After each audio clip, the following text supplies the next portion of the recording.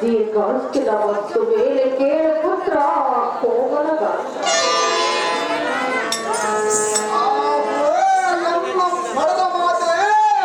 ರಾಮ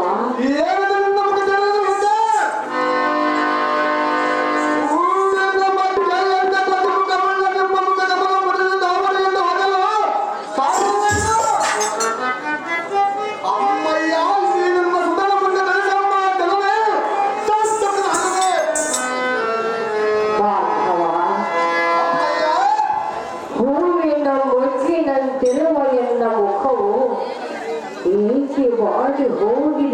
ಸಾಧ್ಯ ಅಂತ ಕೇಳಿದೀಯಾ?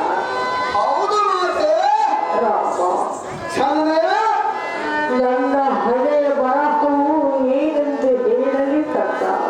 ಅದೇನು ಹೇಳು ಮಾತೆ. ರಾಮ, ಅಮ್ಮಯ್ಯ, ಹೇಳುವೆನು ಕೇಳು. ಅದೇನು ಚಂದಯ್ಯ.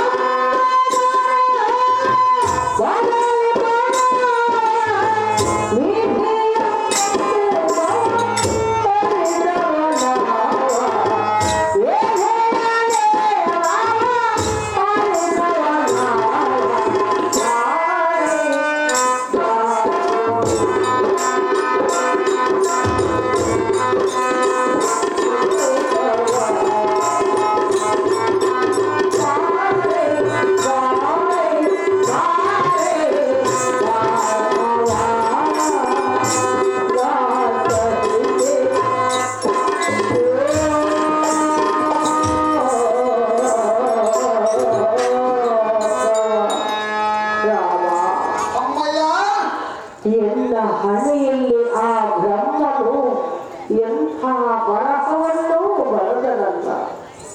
ಹೌದೇನು ಮಾತೆ. ಭಾರ್ಗವ, ಅಮ್ಮಯ್ಯ, ಬ್ರಹ್ಮನ ಬರಹವನ್ನು ಬದಲಿಸುವನು ಯಾರಿಂದಲೂ ಸಾಧ್ಯವಿಲ್ಲ ರಾಮ. ಇಲ್ಲಿ ನೋಡು ನಿನ್ನ ಹೆತ್ತ ತಾಯಿಯ ದುಃಖದ ದೇವ. ಅಮ್ಮ, ಏನಿದು ನಿಮ್ಮ ಮಾತಿನ ಮರ್ಮ. ನಿಮ್ಮ ಸರಿಯಾದ ನದಿಯನ್ನು ಹೊಡೆದರೆ ರಾಹುನಿಂದ ಬಡ್ಡ ಚಂದ್ರನಂತೆ ಹಕ್ಕಿಯಿಂದ ದತ್ತ ಮಗನುಂಟದಂತೆ ಸೂರ್ಯನಿಂದ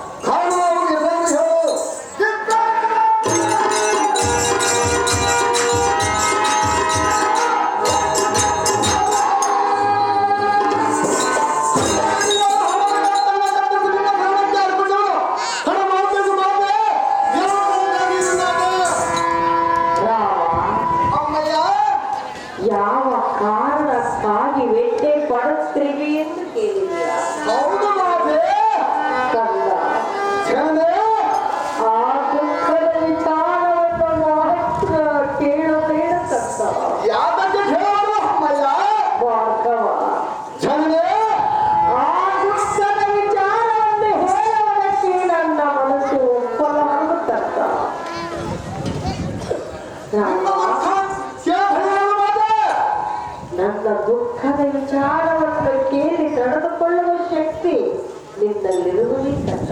ಹೌದು ಮಾತೆ. ರಾಮ ಅಮ್ಮಯ್ಯ ಹೇಳಲೇ ಅದೇನು ಹೇಳು ಮಾತೆ.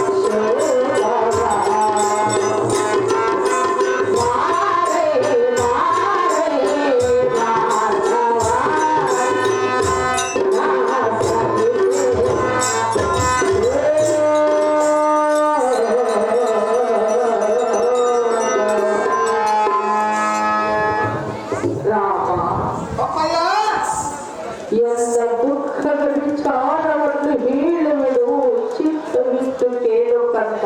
ಅದೇನು ಚೆನ್ನಾಗಿ ಹೇಳು ಮಾತೆ.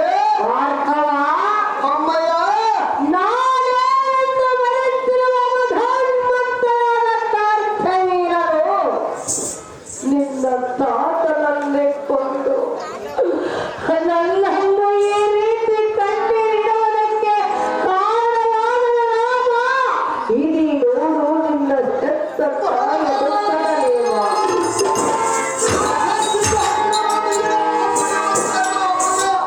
ಕಂದ ಏನು ಮಾಡಬಲ್ಲೆ? ಅವರ ತಿರುಗಿನ ಅಮೃತವರ ಸೇವನ ಅಮ್ಮಯ್ಯ ಸಾಧ್ಯವಿಲ್ಲ. ಅದು ಯಾವತ್ತ ಸಾಧ್ಯವಲ್ಲ ಮಾತೆ. ಏನು ಚಿಕ್ಕವನಲ್ಲವೇ ಅಮ್ಮಯ್ಯ ರಾಮ? ನಾನು ಚಿಕ್ಕವನೆಂದು ಭಾವಿಸಿದೆಯಲ್ಲ, ಚಿಕ್ಕವನ ಭವಿಷ್ಯವನ್ನು ಕೇಳು. ಚೆನ್ನಾಗಿ ಹೇಳು ಕಂದ. ಹೇಳಕ್ಕೆ ಚಂದನನ್ನು ಸಣ್ಣದಾದರೆ ಬಿಡುವನ್ನ ಬಲ್ಲದೆ ಬಿಡವಲ್ಲದೆ ನೀರಿನವರು ಸಣ್ಣದಾದರು ಅಮ್ಮಯ್ಯ ಭಾರ್ಗವ ಬೆಂಕಿಯ ಕಟ್ಟಿ ಸಣ್ಣದಾದರು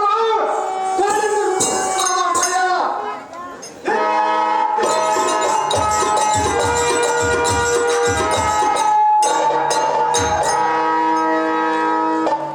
ರಾಮ, ಅಮ್ಮಯ್ಯ ಮಾತನಾಡುವ ವಯಸ್ಸು ನಿನಗೆ ಬಂದಿರಬಹುದು, ಆದರೆ ಯುದ್ಧ ಮಾಡುವ ವಯಸ್ಸು ಬಂದಿಲ್ಲ. ಮತ್ತೆ ಅದಕ್ಕೆ ಹೇಳ ಮಾತೆ. ಅವನು ಒಳ್ಳೆಯವನಲ್ಲ, ನಾನು ಅವನಿಂದ ಕಿರುಗುವ ಮಾತೆ. ಅವನು ಮಹಾರಾಕ್ಷಸನು. ಅವನಿಗಿನ ಪರಾಕ್ರಮ ಮಾತೆಯಿಂದ ಬಲವಂತವನವನು. ಭಾರ್ಗವ ಅಮ್ಮಯ್ಯ ನಿನ್ನ ತಾತನ ಕೈಯಿಂದಾಗದ ಕಾರ್ಯ ಚಿಕ್ಕವನಾದರೆ ನಿನ್ನಿಂದ ಸಾಧ್ಯವಿಲ್ಲ ಕಂದ. ಏನು ತ್ಯಾಜ್ಯವು ಧರ್ಮದಲ್ಲಿ ಸಾರ್ಥಕವೆಂದರೆ ಅಲ್ಲ, ಅಮ್ಮಯ್ಯ ಎಂತೆಂಥವರ ಅವನಿಗೆ ಎದುರಾಗಿ ಅವನ ಕೈಯಲ್ಲಿ ಪ್ರಾಣವನ್ನು ಬಿಟ್ಟರು. ಅಮ್ಮಯ್ಯ ಅವನು ಎಂದವರು ಎದುರಿಸಬಹುದು. ಏ ಭಕ್ತವರು ಅವನು ಎದುರುವ ಮಾತೆ. ಎದುರಲೇಬೇಕು ಕಂದ. ಸಾಧ್ಯವಿಲ್ಲ ಮಾತೆ. ಮಾತನಾಡುವುದು ಸುಲಭ, ಅದು ಅದಕ್ಕೆ ಸುಲಭ ಮಾತೆ. ಅದರಂತೆ ನಡೆದುಕೊಳ್ಳುವುದು ಮಹಾ ಕಷ್ಟ. ನೀರಿಂದ ಮಗ ಭಕ್ತವರು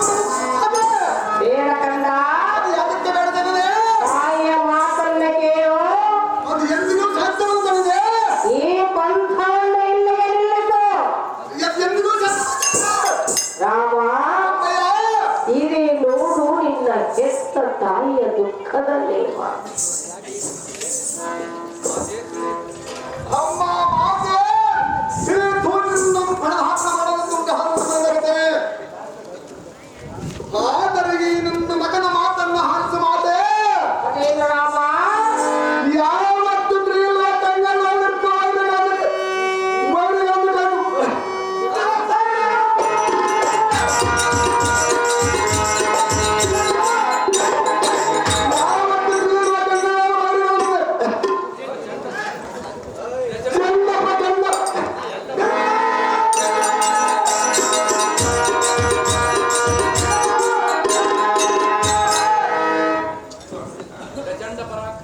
ಪ್ರಚಂಡ ಪರಾಕ್ರಮಿಯಾದ ಹೇ ನನ್ನ ಮಗ.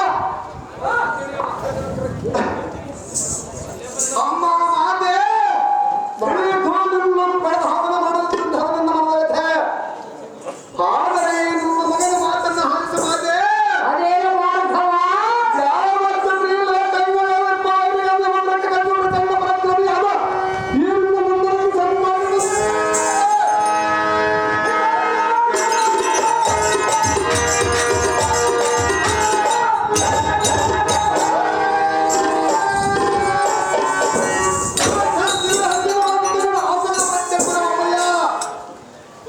ಅಮ್ಮಯ್ಯ ರಾಮ ಒಪ್ಪೆ ಗುರುತಾಂತನಂತೆ ಮದ ನೇರದ ಘಾತಿವಿರ ಹಜ್ಜಲು ಸಂಸ್ಕರಿಸಿದರೆ ಎಲ್ಲ ತಮ್ಮದ ಕದ್ದನ್ನು ಕಟ್ಟಿದ ಮತನ ಮನದ ಹಾಕಿ ಹೋದೆ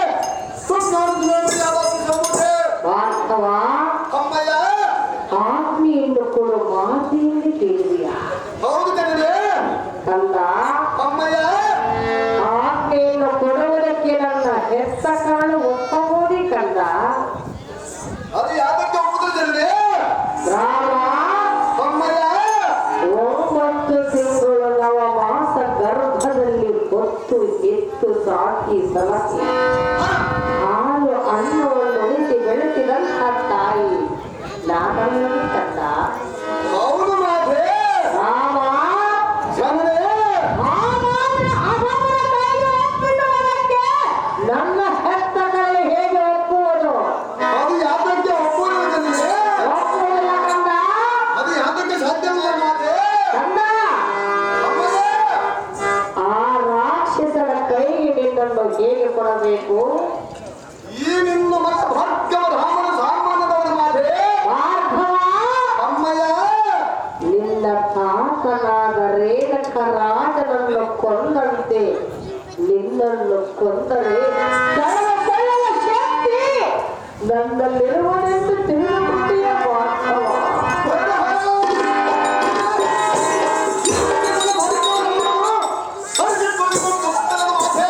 ರಾಮ ಅಮ್ಮಯ್ಯ ಎಷ್ಟೋ ಜನ ಮಕ್ಕಳಿಲ್ಲ ಎಂದು ಕೊರಗುವ ಈ ಕಾಲದಲ್ಲಿ ನಿನ್ನನ್ನು ಹೊತ್ತು ಎತ್ತು ಬೆಳೆಸಿದಂತ ತಾಯಿ ನಾನು ಹೌದು ಮಾತೆ ರಾಮ ಜನರೇ ಅಧಮನ ಕೈಯಲ್ಲಿ ನಿನ್ನ ಪ್ರಾಣ ಹೋದರೆ ಈ ಭೂಮಂಡಲದಲ್ಲಿ ನಾನು ಬದುಕಿದ್ದು ಪ್ರಯೋಜನವೇನು ಕಟ್ಟ ಅದು ಯಾತಕ್ಕೆ ಮಾತೆ ರಾಮ ಜನರೇ ಹಡೆದ ಹೊರಡಲಿಲ್ಲ ಹರುಷದ ಹೊರಡಲಿಲ್ಲ.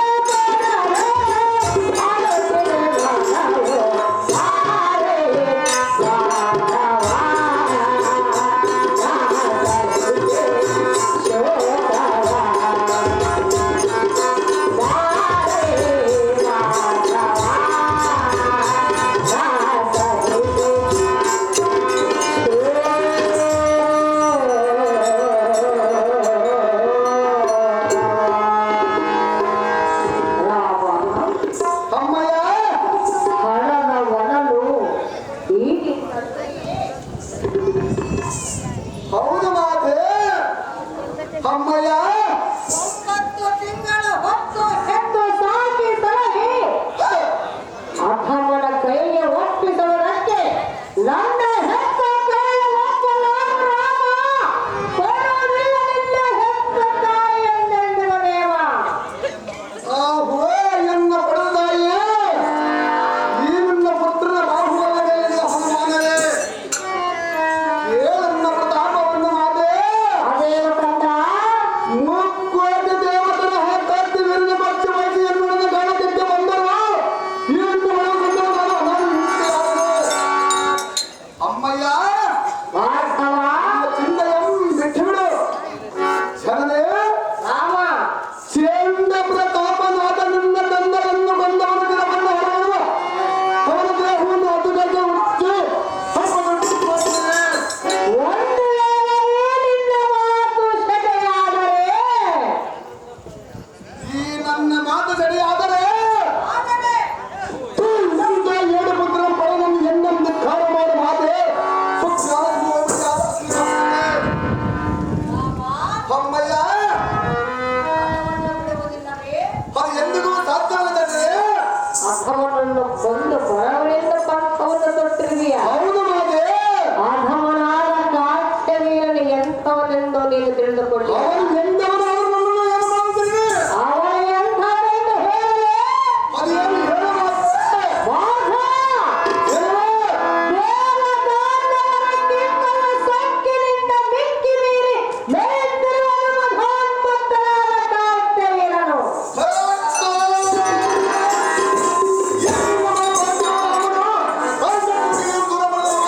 ದತ್ತಾತ್ರೇಯನ ಪ್ರಸಾದದಿಂದ ಜನಿಸಿದಂಥವನ ಅಧಮನಾದ ಕಾಶ್ಯವೀರನು. ಸಹಸ್ರ ಬಾಹುಳ್ಯವನ ಅಧಮನಾದ ಕಾಶ್ಯವೀರನು. ರಾಮ ಹತ್ತದಲ್ಲಿ ರಾವಣನೇ ಅವನನ್ನು ಸಂಹರಿಸಬೇಕೆಂದು ಹೋಗಿ ಅವನ ಮಾತೆಯ ಒಡಂಪಟ್ಟು ತಲೆಬಾಗಿ ಹಿಂದಿರುಗಿ ಬಂದಂತ ಹಸ್ತದಲ್ಲಿ ರಾವಣನ ಕೈಯಿಂದಾಗದ ಕಾರ್ಯ ಚಿಕ್ಕವನಾದ ನಿನ್ನಿಂದ ಸಾಧ್ಯವೇ ಮಗನೇ? ಯೋಚಿಸು. ಆ ರಾವಣನೇ ಹಿಂದಿರುಗಿ ಬಂದನು. ರಾಮ ಚೊಕ್ಕಟವಾದ ನಿನ್ನ ನುಡಿಗಳನ್ನು ಕೇಳಿ ಅಕ್ಕರತಿಯ ಕರಳು ಕಿತ್ತಿ ನಿನಗೆ ನೇಮವನ್ನು ಕೊಡುವಳು ಈ ನಿನ್ನ ಮಾತೆಯಿಂದ ನೀನು ತಿಳಿದುಕೊಂಡೆಯ ಭಾರ್ಗವ. ನನ್ನ ಒಂದು ಪಂಥವಿರುವುದು ಚಿತ್ತವಿಟ್ಟು ಕೇಳು. ನಿನ್ನ ತಂದೆ ಅಗ್ನಿ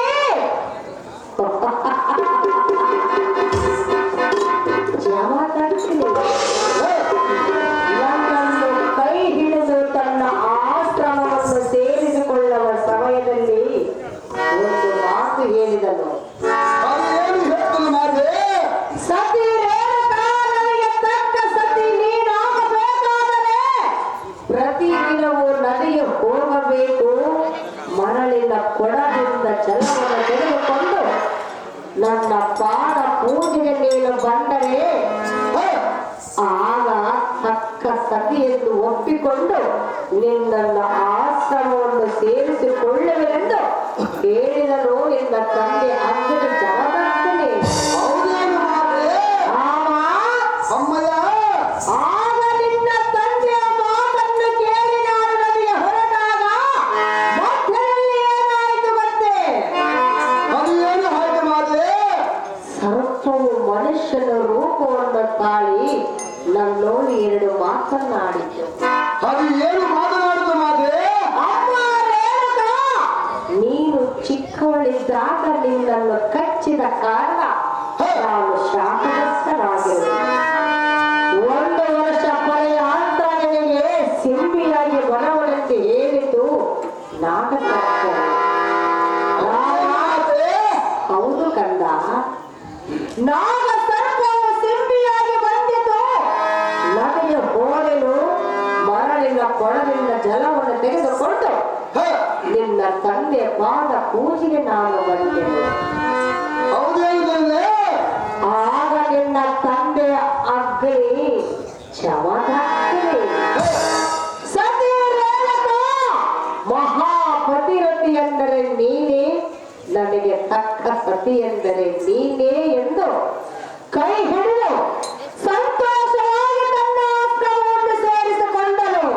ಮಾಧವ, ಅಮ್ಮಯ್ಯ, ನಮ್ಮಂತ ದೇವತರ ಗರ್ಭದಲ್ಲಿ ಜನಿಸಿದ ನಿನಗೆ ನನಗೆ ಈ ಕಾರ್ಯವು ಸಲ್ಲತಕ್ಕದ್ದಲ್ಲ ರಾಮ.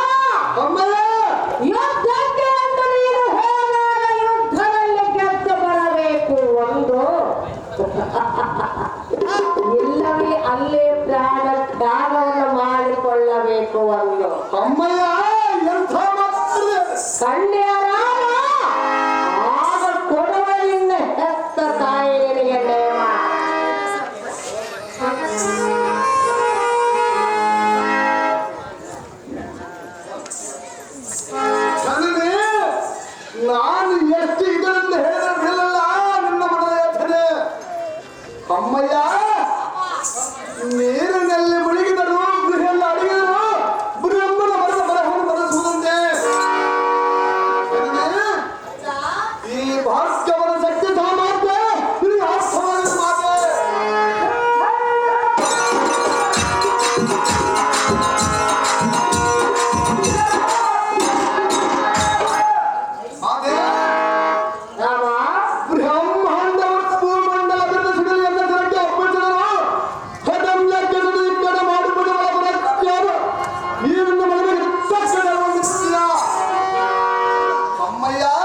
ಕಂದ ನಿನ್ನ ಅಭಿಷ್ಟದಂತ ಹಕ್ಕು ಮಲಗುವುದಕ್ಕೆ ಊರ್ಜೆ ಮಾಡಲ್ಲ ಹೋಗ್ತೇ ಈ ನಿನ್ನ ಕರೆಯಲ್ಲಿ ಆಶೀರ್ವಾದ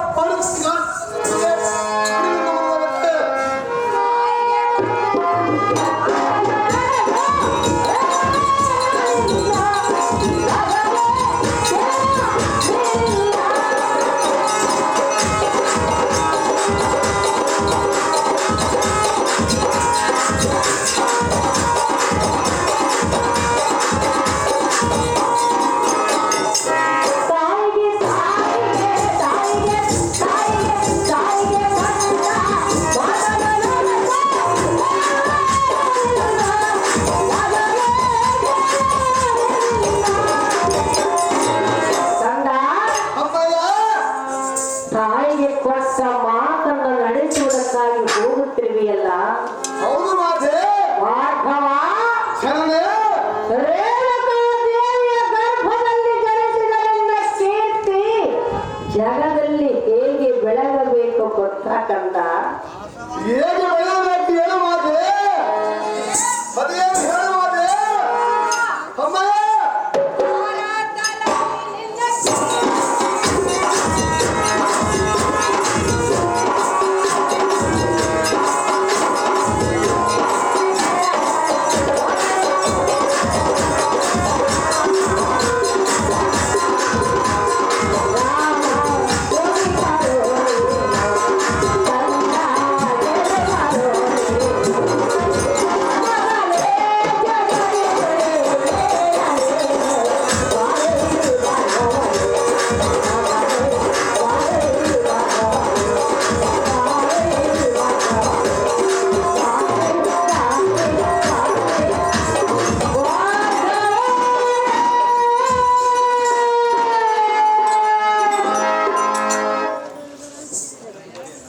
ಭಾರ್ಗವ ಅಮ್ಮಯ್ಯ ತಾಯಿಗೆ ಕೊಟ್ಟ ಮಾತನ್ನು ನಡೆಸುವುದಕ್ಕಾಗಿ ಹೋಗುತ್ತಿರುವೆಯಲ್ಲ.